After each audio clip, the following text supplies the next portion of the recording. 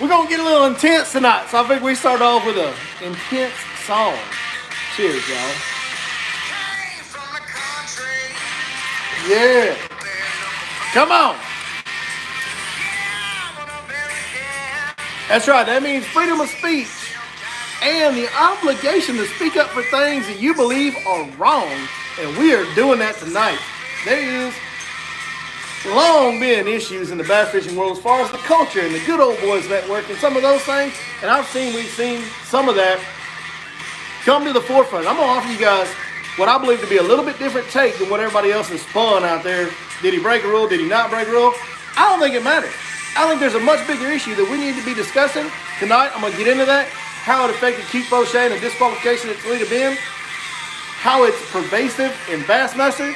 And how it's pervasive in fishing industry in general. So much so that it's affected me as an independent fishing guide on Lake Fork. So I'd rather be fishing too than talking about this. But this needs to be done. If you live in this industry and you're not one of them, this stuff needs to be said. We're fixing to talk about it tonight. Yeah, see, oh my God. This guy makes a really good frog, by the way. He really does. We'll fade that on out. If you don't know what that was Frogman by Whiskey Myers. It is my very favorite song. Man, like I said, we're going to make what has already been a controversial topic, maybe even more controversial by the take that I have on it. And you'll see what I mean as we get into the topic of discussion tonight.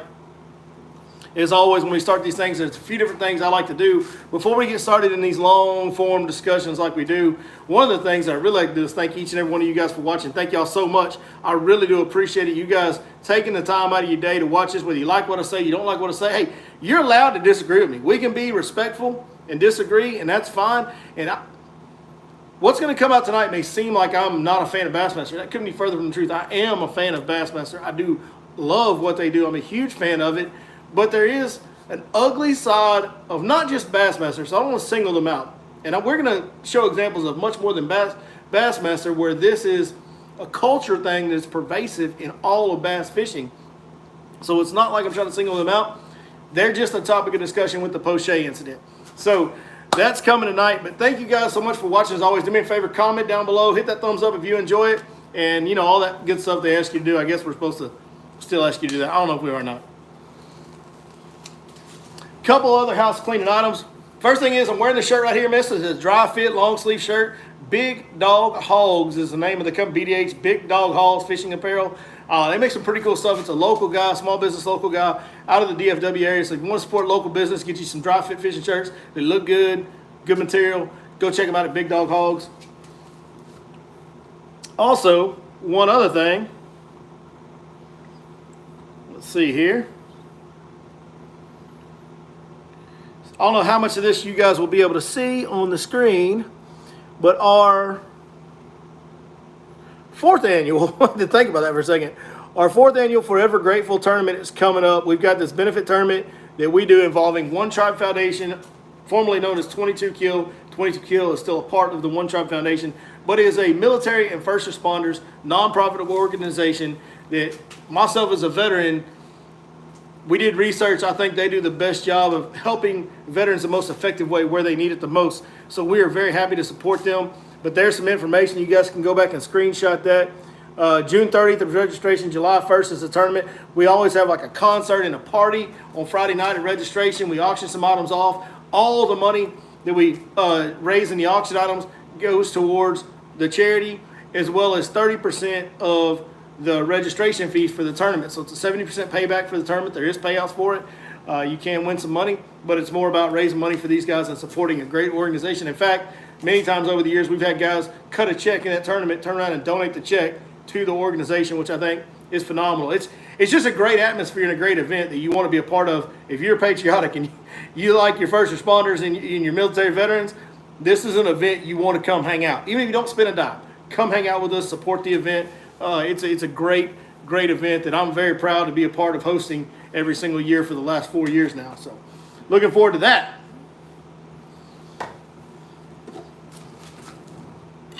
And that's all of that. So without further ado, without further ado, let's go on and get into this topic of discussion tonight, man.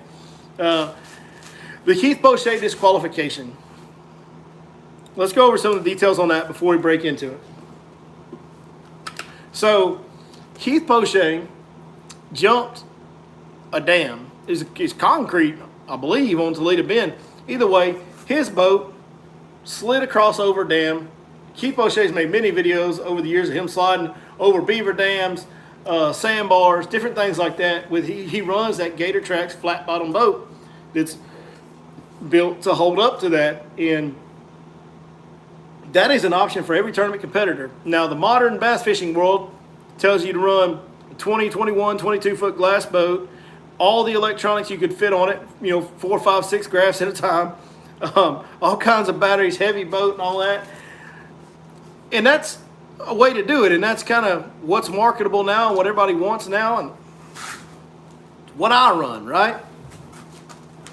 Keith chooses to do it a different way. He's from Louisiana. He's from an area where you fish shallow backwaters, and he fishes this boat that gets back in areas that other people can't access, and that is his choice. Other anglers have a choice to run a similar type boat if they wanted to, but that's what Keith thinks his strengths is, and that's what he does. More power to him. Totally within the rules. No doubt about that. Now, just so we can clear a few things up before we break further into this topic. Where Keith Poche jumped into is connected to Toledo Bend. So it is part of the fishery. The rule states you can't leave the body of water. In fact, Bass did not disqualify him for leaving the body of water. They said that he was in fishable water, part of Toledo Bend Reservoir. They agreed with that. That's what they said. What Bass disqualified him for was the fact that his boat left the water, because the rules do say your boat can't leave the water during tournament hours. His boat did slide over the concrete and slide on into the next pond over. It's an easy video to go search and find right now on Facebook or Instagram or wherever you want to go look at it. And the thumbnail for this video is from the actual Toledo Bend place that he jumped into during this tournament. He had a 29th place finish, I believe. Not a lot of money, but valuable points if you're trying to qualify for the elites and the top 9 for the opens. So still important disqualification that pretty much ends his efforts to qualify for the Elite Series if that's what he was trying to do. He may not be trying to do that. Here's one thing you got to understand. Let's go into a few things about Keith Poche before we go any further in this topic. He fishes the Bass Pro Tour. We all know how that goes down, the bad blood that exists between the tours. We all are well aware of that at this point. We don't need to go any further than that. He runs a boat that is no kind of sponsor of Bassmaster. He does not feature electronics and run electronics. He's not going to sell electronics, which is one of Bassmaster's sponsors. He does not fish rods that are a Bassmaster sponsor. Like Keith Poche is not, him being successful is not helping any of Bassmaster sponsors. Let's just say that, right? Keith Poche is a little bit of a, I don't know the guy personally. I kind of like him, but I'm a fan of Keith Poche. I like the way he fishes. I think it's cool. It's very unique. It's very entertaining and interesting to me. And it's different. Different's always interesting, right? But he's not one of their poster boys. He's not a guy that Bassmaster wants to point to and be like, yeah, that's our guy. And if you don't think that happens, this is where I'm going to start getting into what the real issue is. If you're not one of their boys, if you don't kiss their butt and do it the way they want you to, they will blackball you. And that's all well and good. You don't have to like anybody, Bassmaster. Like, I'm not telling you got to love Keith Poche. If you don't like him, you don't like him. But he gets to play by the same rules as everybody else.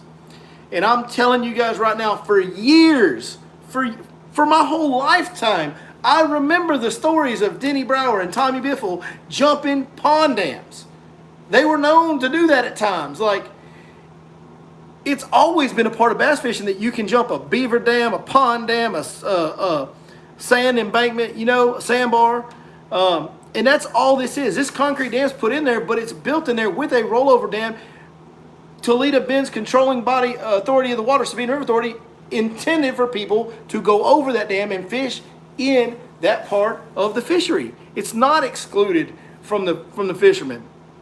So this, the boat leaving the water argument, give me a break, dude. Every time the wind blows on Toledo Bend, everybody's boat leaves the water. Like, that's the technicality you're going to disqualify Keith Poche on, right? That's the technicality Bass is saying. We're disqualifying because his boat left the water. Dude, every time the wind blows hard and you get big waves, everybody's jumping out of the water. People have jumped beaver dams. You want to say, well, they can't control that, blah, blah, blah, whatever. Okay, well, yeah, you can, but whatever. People have jumped beaver dams and pond dams throughout the history of the Bassmaster Elite Series, and I'm sure they've been doing it in the Opens as well. It's just not covered as much. But when guys did it back in the day on the Bassmaster Elite Series or Top 100, whatever it's called, man, that was like featured in the tournament coverage. It was like a cool thing to show a guy doing that. Like, it's kind of a badass move in bass fishing to jump something to get in there and catch fish nobody else is willing or able to get to. Like, the disqualification makes no sense at all. And there's nobody that can convince me on earth. Nobody that can convince me on earth, right? That right now, Ben Milliken is Bassmaster's golden child because he's got a huge social media following, and they want him to be a part of Bassmaster for a long time because it will help their viewers. It will increase viewership for them, which will increase sponsor dollars. That's what it's all about in the end. If you wanted their boys, right? If Ben Milliken jumped that pond dam in that Open and won it, or placed 20th or whatever, zero chance he gets disqualified. Zero. No chance. And this is the issue. They have manipulation of the rules because they have rules, but they can interpret them differently at times whenever they feel like it. And there is zero written consequences for written rules in Bassmaster. And that allows the wiggle room to where if you're one of their boys, you don't get nothing. But if you're not one of their boys, we're going to hammer you, Keith. That's how it goes down. And that is how the entire bass fishing industry is from my experience. I am the outsider. I've always been the outsider. I don't care to be an insider at this point, honestly, because I think a lot of it's ugly. I think there's a lot of guys on the inside that are great human beings. I think the vast majority of the people that are on the inside of the bass fishing industry, that are the accepted ones, I think they're phenomenal human beings, and I like the vast majority of them and respect them with everything I can. But there's some that are holding on to what they got because this bass fishing industry, make no mistake about it, very fragile. It can go away like that. It's very, very, very fragile. So those guys are holding on so tight, and they do not want anybody disruptive coming in. It's like that in every industry. It is like that in every industry. The powers that be don't like disruption. They don't like disruption. And if you come in and you're disruptive, to be fair, Ben Milliken is kind of disruptive to their industry a little bit, but he brings with it a great benefit for them. So if you're going to be disruptive, you've got to bring a great, great benefit that's very obvious to them, okay? I lost my train of thought on the comment, so we'll address that comment real quick. Gerald Swindle said it's against the rules, but should apply for all if so. Yeah, but it's not really against the rules. Like, if it's against the rules, boats leave the water in every event that the wind blows. Think about that. People have jumped, like we just said a minute ago, people have jumped things similar to this for years, and there's never been a disqualification on this deal. Never been a disqualification. And the one time it happens to be a guy that's a little controversial, a little rough around the edges, and fishes BPT and has no sponsorship affiliation with any of the bass sponsors. You don't think, listen, if you think that I'm just whining and being a pouty butt because I'm not a golden child or whatever, all right. I'll give you guys an example from this year from my business. There is a boat lanes. You know, we made a year Lake Fork Guide Pro lanes. That's what we named ours. They're navigational lanes for Lake Fork. Lake Fork's full of timber. Last year, the Lake Fork was extremely low, 6 foot low. They pulled it down to work on the dam, and we had an opportunity to go out and make lanes all over Lake Fork. Now, there were boat lanes that existed before, but they were, in my personal opinion, they didn't cover so much of the lake. Like, there's still so much area you couldn't access if you didn't have personal knowledge. So what I did was I went out and made lanes into other areas of the lake. There was another gentleman that did it named Curtis Daniels, went out and did his own version of this. And I think Curtis made a good product. And there's nothing wrong with his product. But the original boat lanes guy, his name is Lance Vick.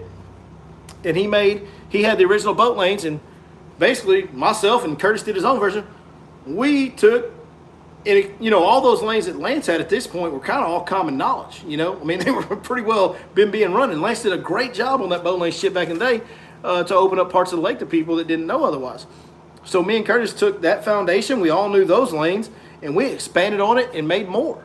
It made a more in-depth and better product. And when I was building these lanes, before I released them, I made a phone call to Lance Vick because I have a lot of respect for him. Just like I said, I got a lot of respect for 99.999% of these guys. I really do. Some of them I can't stand at all, don't care for, not one bit. But I have a lot of respect for Lance. So I called him and I said, Lance, here's the deal. Lake B and Lowe's provided me an opportunity to expand boat lanes and go into a lot of areas, and I've put a lot of work in it. I've spent a lot of days idling to every corner of the lake, and I'm really proud of what I've done. And I wanted to offer you the opportunity to partner with me instead of us working against each other in the boat lanes market, because you're the dude that brought that market to existence back in the day. And Lance, respectfully said, hey, let me talk to my wife about it. She's kind of my business partner. We'll think about it. I'll let you know. Contact me the next day. Said, man, we're going to go our own way. Thanks for reaching out. Everything was good. That's all great, right? That all seems nice and cordial. Everything's perfect. So we are the Your Lake Fork Guide Pro Lanes. And in the marketing for that, we said, the slogan or whatever for the marketing campaign at the end of the videos when I'm plugging them is, hey, go get Your Lake Fork Guide Pro Lanes and navigate Lake Fork just like a pro. Lance Vick comes out with an updated version of his boat lanes called Boat Lanes Pro. And if you go look at the marketing videos he made, he says, navigate Lake Fork just like a pro. He took the name, he took the slogan, and I have now seen screenshots posted on different social media websites of his boat lanes, his Boat Lanes Pro. There's no doubt, and there's no way, like if I showed you the lane and we went on lake and I idled those lanes with you and showed you where they are, he has literally copied some of our lanes. That's what he did. And what's funny is those people that, kiss the right people's butt and do things the right way in the bass fishing industry, some of them have actually made videos this year talking about buy the original, don't buy the knockoffs. And the ironic thing about it is Lance's Boat Lanes Pro is literally the only one that is a knockoff. It is legitimately a knockoff. Now, I don't care. Lance can copy my stuff, copy whatever he wants to, and it's not going to bother me in the least. Lance has every right to do whatever he wants to do. I don't have a patent on those lanes. He can do what he wants to do. I don't think he copied all of our lanes. I think he came up with some of his own, but I know there's some on there that are our lanes that he copied. And I know he felt like me and Curtis just copied his because I've heard some of his friends or fans of his say that on social media. That did not happen. I ran and idled every lane on our boat lane ship that we sell at Your Lake Fork Guide Pro Lanes. But because I wasn't an insider, Lance actually gets away with copying mine, copying my slogan, my branding, everything, and yet I'm considered the knockoff by the inside the bass fishing world people, the accepted ones. Okay? That's how this industry works, folks. This industry works is if you glad hand the right people and you kiss butt to the powers that be and you obey their unwritten rules and do what they tell you, and basically what it is it's their way of stepping on you and controlling you and making sure you don't exceed them in the business. If you follow what they say and where they can kind of control you and keep you down, then they really like you and they let you be one of their group eventually. But if you come in and you go, no, that's not the right way to do it, I'm going to do this my way, and then you do it, and especially if you do it and you succeed and you grow past them, man, you are fair game. You're a bad human being. They're going to slander you. They're going to defame you on social media. They're going to get their buddies to do it so they don't look bad. In person, they're going to talk bad about you behind your back. They're going to tell everybody what a horrible person you are and how they need to stay clear of you. They're going to tell everybody you're a joke as a fisherman. I've experienced all these things. Just this last week, everybody knows Cody Mays. My buddy Cody Mays, who's a very good friend of mine, and Cody Mays is just starting out as full-time in the guide business. He's been doing it part-time. He's eased into it. He tournament fished for a couple years, did really well. Started part-time guiding, been doing really well. And now he's full-time guiding. He's done it the right way as far as I can tell. And Cody is not like me. He's not disruptive. He makes no enemies with anybody. He doesn't do anything controversial business tactics. Cody is as nice. There's no reason for anybody to have issues with Cody Mays. He's one of the nicest human beings you'll ever meet in every way. Great manners, carries himself well. Just this last week, Cody had another Lake Fork guide come up to him in a marina and said, man, you really need to steer clear of Billy. You know, he's such a bad guy, and you're getting a bad reputation, and people are starting to think negative of you because you and him are such good buddies, and people are starting to say bad things about you.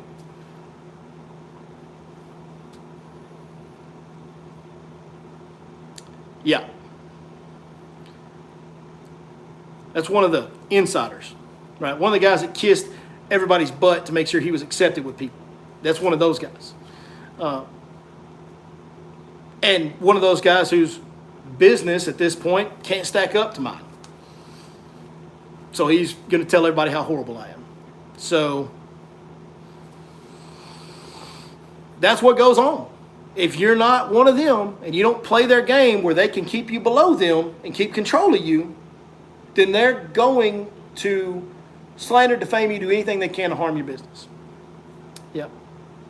That's what goes on. And I see too many similarities. And believe it or not, I do have a good grip on what goes on the Bassmaster Elite Series. I've been behind that stage at several events. I know some of those guys personally. I've had some conversations, and I can tell you, it ain't what it looks like in the public eye. There's a lot of discontent behind that stage. A lot of discontent behind that stage. This whole deal last year, where the Bassmaster all of a sudden, they bragged on themselves how they were the Elite Series because it was hard to stay on the Bassmaster Elite Series because they cut people and all that. They had a couple years there after the mass exodus where they didn't cut anybody, understood that. Then they had 1 year where they cut people, and then the next year, which was this past season, all of a sudden they didn't have a cut. They expanded the field and changed the structure of the opens. And all of this was to keep people in the game that they wanted in the game. Because the way the cut was going to fall, they were going to lose some people they didn't want to lose on the Elite Series. And the way the opens were going, they literally felt like guys that were qualifying in the top 3 out of 200-something people in a region were getting lucky and getting in, and taking 9 out of 150 is tougher somehow. It's a tougher test of a fisherman somehow. 3 out of 250 or 9 out of 150, somehow they manipulated the message to where that was tougher. Not only do you do have to be lucky to make it in the top 3 out of 250. You cannot have one bad day of fishing out of 9 days. The regional deal is 3 tournaments, 3 days. You have one bad day out of 9, you're not making the top 3. Lee Livesey never did qualify in the top 3 program. And I know there's some other guys on the Elite Series right now that are very, very good. Lee's one of the better ones on the Elite Series. He's won, 3 events on the Elite Series. Since he's been there, he's one of the top guys. And he didn't qualify in the top 3 deal, right?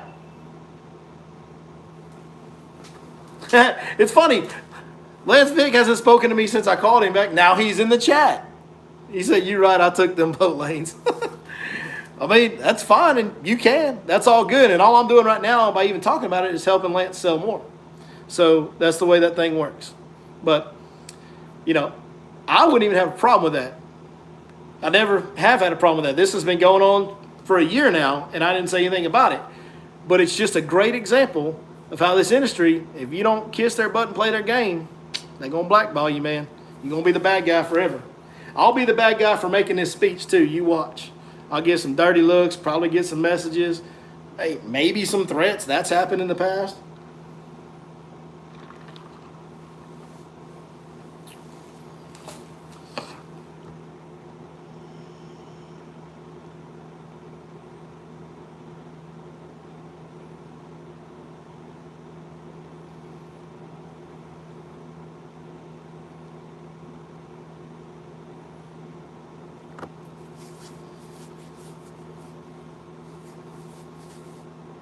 Trying to read some comments. There's been a lot of them.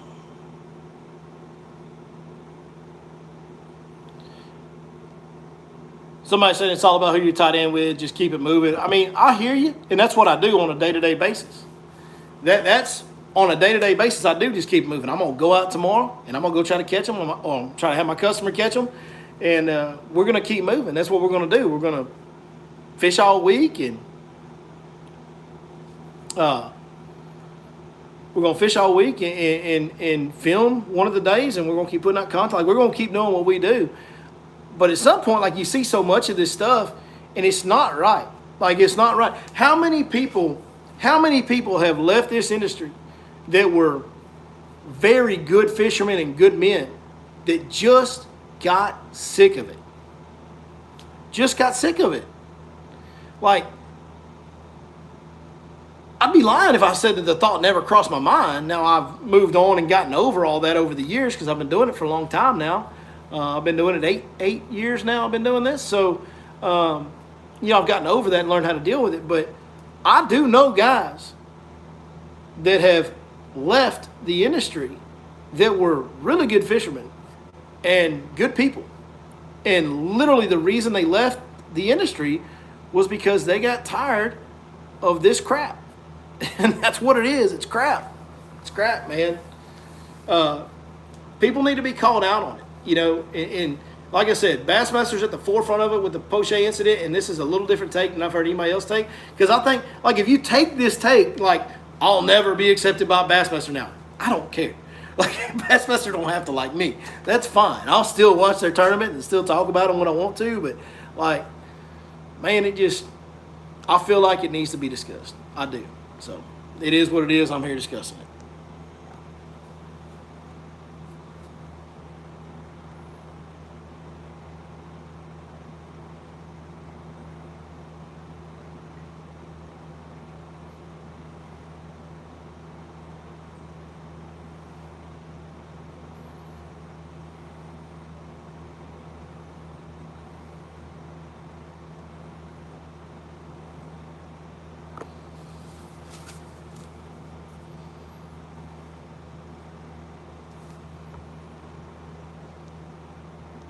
Speaking of hats, did I finally retire my old one? So I meant to do this in the beginning, not after I got all riled up. But yeah, so this is the same Titleist A&M hat. So if you know that, if you watch the channel, I've got a Titleist hat that has holes all in it.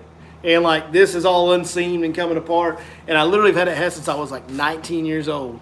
And so it's really worn out. So a customer actually brought me an exact replica of this last week. Brad Rowe brought it to me, man, and I really appreciate it. Really appreciate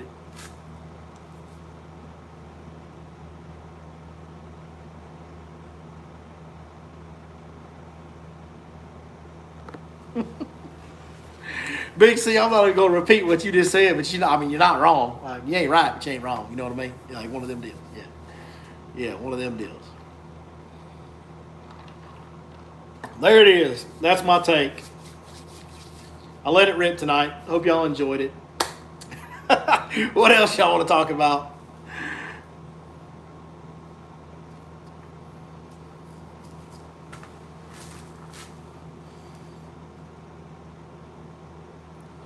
Is that Collier? Is that Caleb Collier on there? Foolish.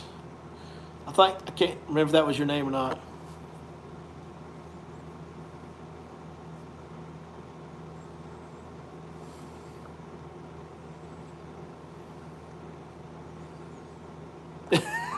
Now the Lance Big account says, by the way, this is a fake account. I'm not actually Vance. Just messing with you. Kind of messed up.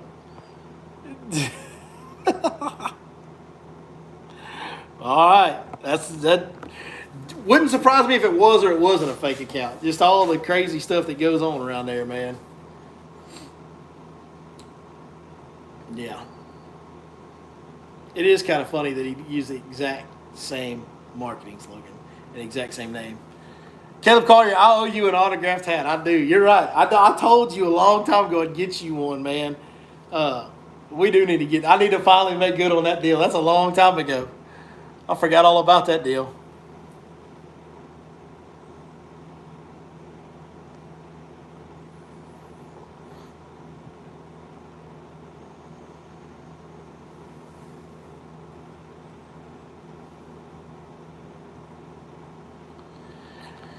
Want to know the most bass you roughly caught in one day on fork?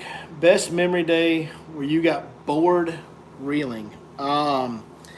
This would have to be before I was guiding, when me and another gentleman were fishing, and I didn't really know this guy that well. It was a guy I met at work, and I don't remember his name, to be honest with you. We fished together one time. This is one day we fished together, and I kind of located a school, a big school of fish. It was in November, and I located a school of fish setting up offshore on a point.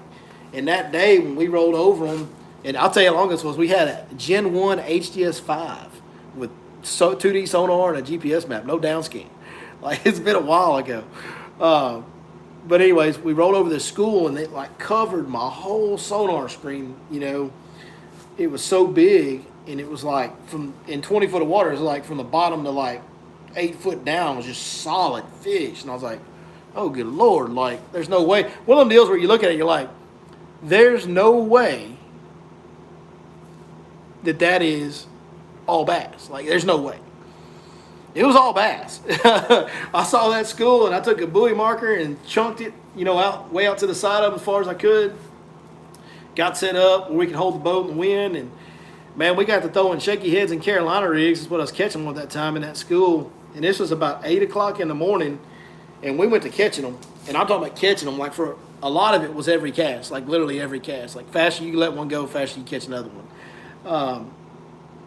Never went more than maybe 5 or 10 minutes at most without a bite out of that school. Sometimes they kind of separate a little bit and then regroup or whatever. But we sat there for like 4.5 hours, over 4 hours we were there. It was 12 something when we stopped.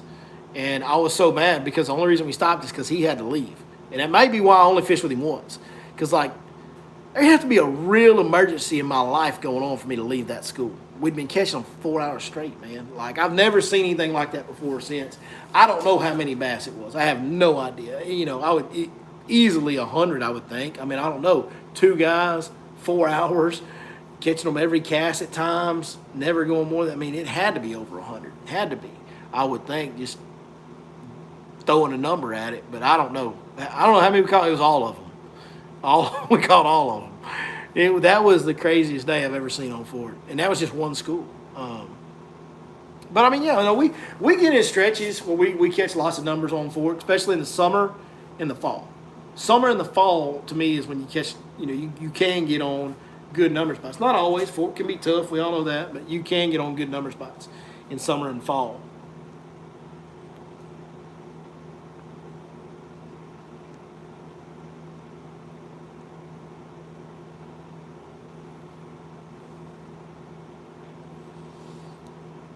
J. Debo 75, thank you very much. Zach says his best memory was when he was fishing a bed for an 8-pounder and Z catches a 10-6 off the back of the boat. That is true. So that's on a video on this channel back in the day, by the way. I was flipping it. I think it might have been a little bit smaller than 8, but it was like a 6, 7, 8-pounder or something like that. And I was sight fishing for it. Me and Z were on Zach Watts. We were taking turns on bedfish. And I was going after one, and Zach just saw a light spot, or maybe just threw a little baby brush hog up down the way, just killing time while I was bed fishing, and sets a hook. And we get the fish in the boat, and it's just fat. And I'm like, bro, this fish looks so fat, but it was so fat it looked short. But then I just, like, out of curiosity, at the last minute, we were literally about to let the fish go, and I gave the fish a drink. I'm like, let's put this on the board and see how long it is, because it was a big fish. I put it on the board, and it was like 24.5 inches. And I'm like, bro, now we got to wait. Because if it's this fat and it's 24.5 inches, that's like double-digit territory. And sure enough, put it on scale, it was 10.6. And, yeah, that was a good memory. That was definitely a good memory. Like, the shock on both our faces, because we knew the fish was big, and we were, like, filming, and we were fired up about it. But I think the fish was so fat, we thought it was too short to be 10 pounds or something, until I was like, yeah, let's go ahead and put it on the board. And then it was like all hell breaking loose in the boat at that point. We do a lot of hand slapping.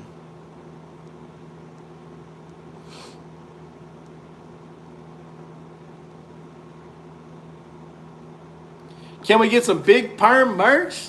Y'all want to bring back the big perm merch for the summer? We might be able to pull that off. Let me see what I can pull together on that. I will try. No promises. Are they out deep yet? Some. There is so much cover available on the bank at Lake Fork right now. I think there's a lot of fish that are staying shallow. And I don't know how long it's going to last. It might last a long time. It might last all summer. But there's a lot of fish still up shallow that are now starting to act like feeding fish, though, which is good. Like we're starting to catch them, on a frog and a little swim bait and, things like that, chatterbait. We're starting to catch them up shallow, just kind of fishing around on that type of stuff. So that's always good. That's fun.